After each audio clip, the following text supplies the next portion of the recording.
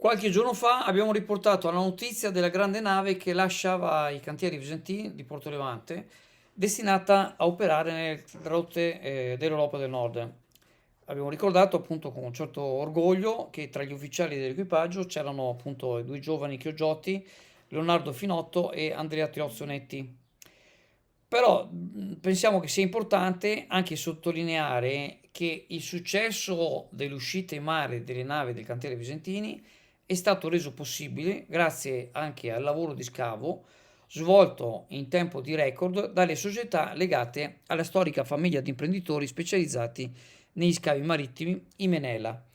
Le motonavi Conte Savoia e Cavaliere Sergio, appartenenti appunto alle società di scavi, hanno operato con grande efficienza anche di notte per garantire l'uscita in sicurezza delle navi, scavando nella zona della foce del Po, comprese le aree di Porto Levante, Rosolina, Baretta e San Gaetano.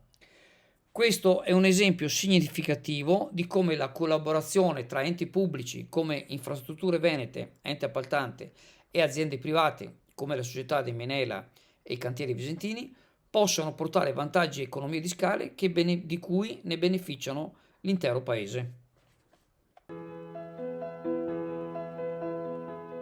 Da oltre 50 anni Zambonin cerca le soluzioni migliori per il tuo arredo bagno e per i rivestimenti per la tua casa. Qualità e design per prodotti sempre all'avanguardia per darti il meglio. Competenza e cordialità ti accompagneranno nella scelta.